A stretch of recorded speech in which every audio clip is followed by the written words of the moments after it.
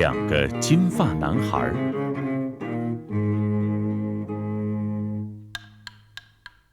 有一位王子准备娶妻，当他穿过一个村庄时，有3个姑娘看到了他。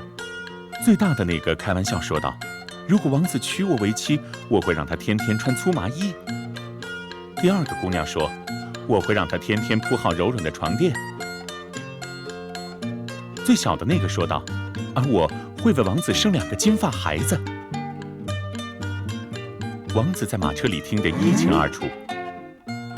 王子对车夫说：“去，把那个说生2个金发孩子的女孩带过来。”车夫将女孩叫过去，王子将她接上马车，坐到自己旁边，娶她为妻。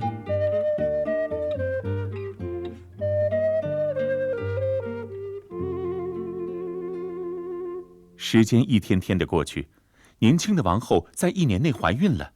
在她生产之前，国王就奔赴战场了。国王的宫廷里有一个巫婆，她本想将女儿嫁给国王，但没有成功，所以一直记恨可怜的王后。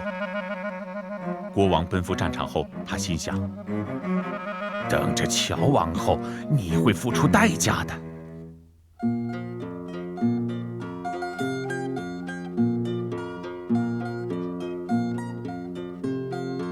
当王后生下2个漂亮的金发儿子时，巫婆把他们偷走，并用2只小狗替代他们。她将2个孩子面对面分别埋在鱼塘两岸。侍从们将王后生了2只狗仔的消息报告给了国王。那天国王因为在战场失利非常悲伤，看到信后更加沮丧，便写道：将他的妻子和2只幼崽扔进鲸鱼湖中。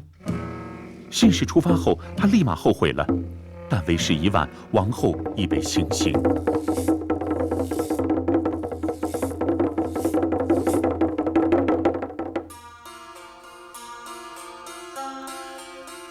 国王回去后，老巫婆达到了目的，国王娶了他的女儿。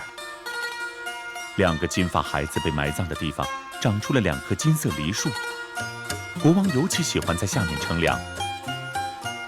巫婆嫉妒地看着，并命令女儿说服国王将2棵梨树砍掉。经过长时间的劝说，国王终于将树砍掉。他们用2棵树做了2张床，1张给国王，1张给王后。巫婆还命令将木屑和树枝统统烧掉。但有只山羊从那里经过，叼走了2根树枝，没有被人发现，剩余的树枝都被烧掉了。当国王和王后晚上睡在2张床上时，王后睡的那张床问另一张：“亲爱的兄弟，你的负担重吗？”另一个答道：“不重，因为我承受的是我的父亲。但对我来说很难。”第一个说道：“因为我承受着我的敌人。”巫婆还没有睡着，她清晰地听到了这段对话。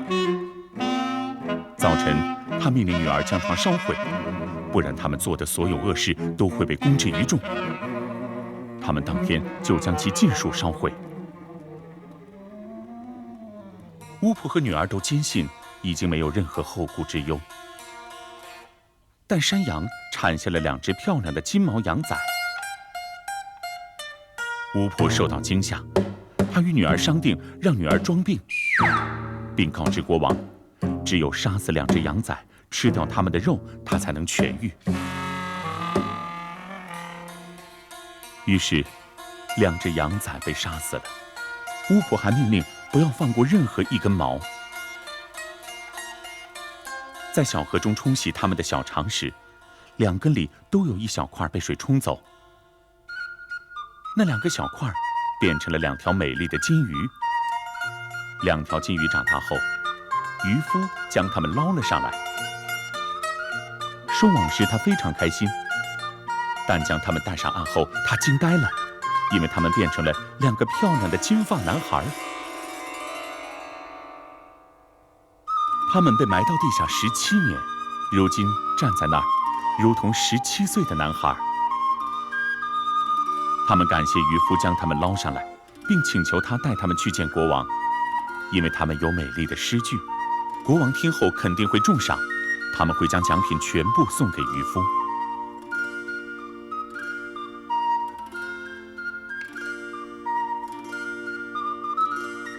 渔夫虽然恐惧，但还是满怀希望地将他们领到国王面前。2名男孩被通报给国王后，国王命令将他们带进去。巫婆发现了这件事，她绞尽脑汁，希望男孩们被拒绝觐见，但他们还是被带到了国王面前。巫婆也跟着进去，并想说服国王不要听信他们所说。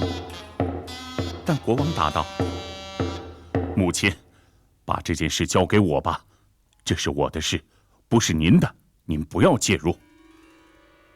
”2个男孩为国王朗诵了一首诗，诗里描述了他们与母亲的遭遇。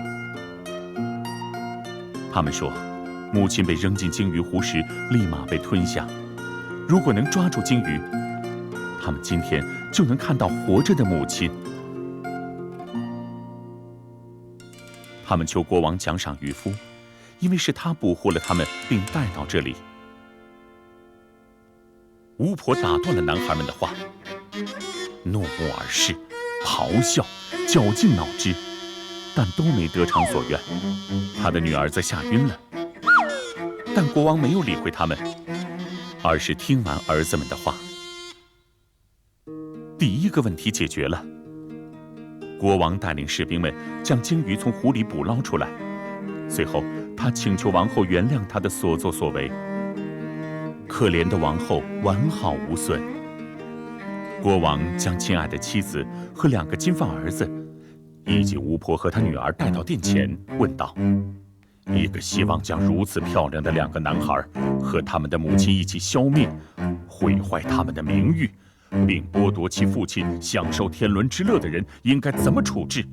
这种恶毒的巫婆该怎么处置？”人们决定将巫婆和她的女儿绑在马尾上游街，之后将他们俩都砍成4块，挂在城里的4个角落。归来的王后和2位王子本想赦免他们，但是国王还是执行了判决。国王重赏了渔夫，举国欢庆，之后他们也幸福地生活在一起。